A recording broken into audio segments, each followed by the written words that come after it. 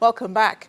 In the past week, the Nigerian Minister of State for Foreign Affairs, Ambassador Zubairu Dada, received a delegation from Ghana, led by the country's Deputy Minister of Foreign Affairs, Mr. Charles Owiredu.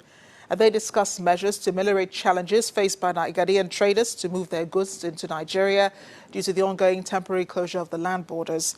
The meeting, according to Mr. Owiredu, was to follow up on the borders, which he says goes contrary to ECOWAS protocol of free movement of goods. Ambassador Dada explained the federal government had no choice but to close the borders to stop the proliferation of illicit goods into the country. It is interesting there was no mention of the shutting of shops by the Guta, which has gone on for a few years now. Mr. Lakemfa is the former Secretary General of the Organization of African Trade Union Unity. He joins us now from our studio in Abuja. Mr. Lakemfa, thank you for joining us on Diplomatic Channel. This is something you had written about in one of your articles some years ago, how matters like this incident that happened last week is similarly swept under the carpet by the Nigerian government. What do you think could be a possible solution to what's going on between Nigerian and Ghanaian traders? The issue about closure of border has little to do with the activities or events in Ghana. The events in Ghana started in 1994 when the law was promulgated. The Ghana Investment Protection Law was promulgated. And it says that if you are a non-Ghanaian wanting to do any business in Ghana, including trading, you must have a capital of $300,000. Now in 2012-2013, a new law was brought to say, look, okay, that's been reduced to $200,000, provided you are going to do business with Ghanaians. But if you are going to do it alone without Ghanaian participation, then you need $500,000.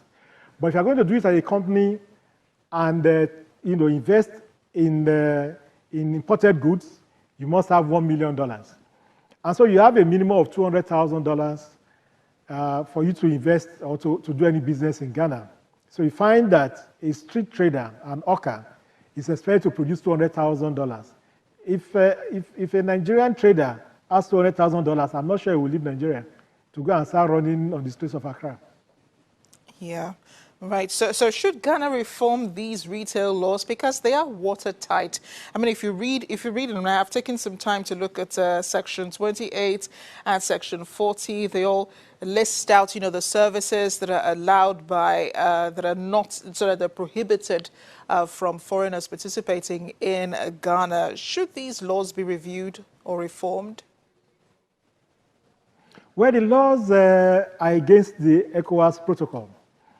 Now, in West Africa, we are supposed to be a region, a community with freedom of association, of movement, of goods. And so when you then enact a law to say that for you to be a street hawker or a trader, you must have $200,000, then it's discriminatory. And that's the whole point. The Ghanaian officials at one time, but the other said, look, this does not affect ECOWAS citizens. If it does not, then it has to be expressly stated that this does not affect ECOWAS citizens. But the reality is that it's ECOWAS citizens, especially Nigerians, that are attacked, especially in places like Kumasi and Accra. That's the problem. Yes, and both countries actually accuse each other of violating ECOWAS protocol. Their own deputy foreign minister was here last week, and the main reason why he came was because of the border closure. And they say that this also violates ECOWAS protocol on free movement of goods and persons. And the law itself, the retail laws in Ghana, Nigerians also say violates these laws. And I spoke to the president of the Nigerian Traders Association in Ghana, Chief Obiora, and he said that there have been discussions about this before, and there were discussions about, repealing, not observing some of these laws. So he doesn't understand why, there seems to be this friction between the two traders.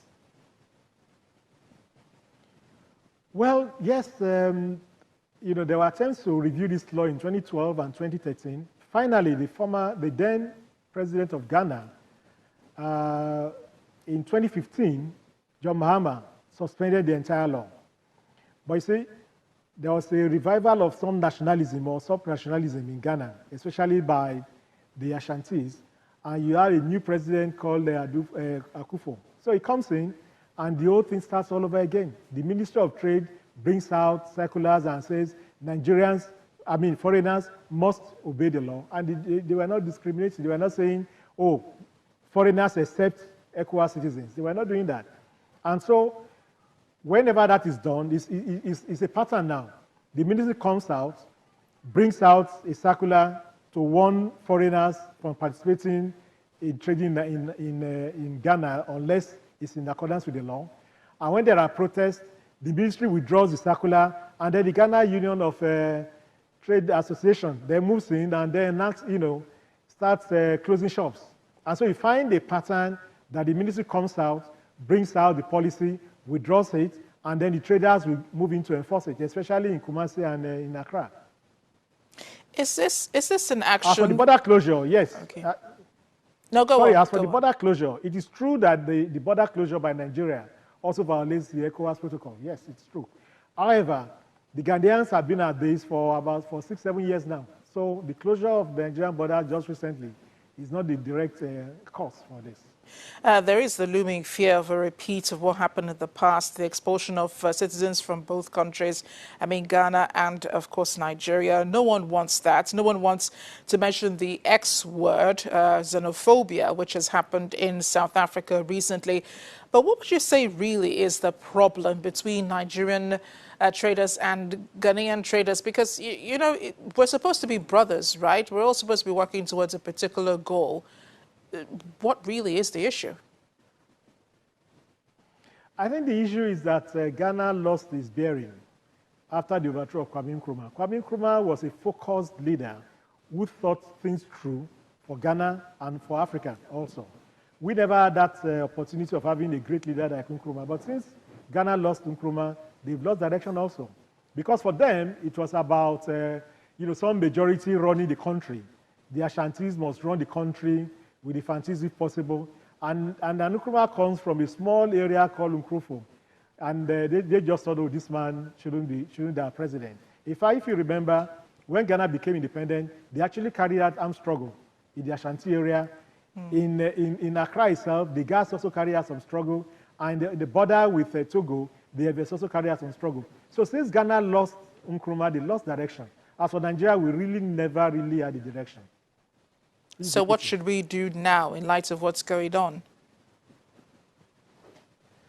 Well, we need to tell Ghana, quite frankly, that they cannot do however they please. That you cannot continue to attack Nigerians and closing shops anyway. Otherwise, we can also retaliate. And the way we can retaliate is to call Ghana to order. Ghana, for example, its electricity depends a lot on Nigerian gas. So if you tell them you are switching off the gas, Ghana will come to its senses because they will have no power supply. That's just one thing you can do to pressurize Ghana, especially the Ghanaian government, to ensure that it carries out laws and policies that are not discriminatory, at least against ECOWAS citizens. Mr. Lakemfa, thank you again for joining us on Diplomatic Channel. Thank you very much. This is our stop on the program to let's know what you think about the recent forced closure of foreign-owned shops in Ghana by the Guta. Send your comments to @Amarachi_Obani and @Diplomatic Chan and @Channels TV. I am Amarachi Obani. I'll see you next time.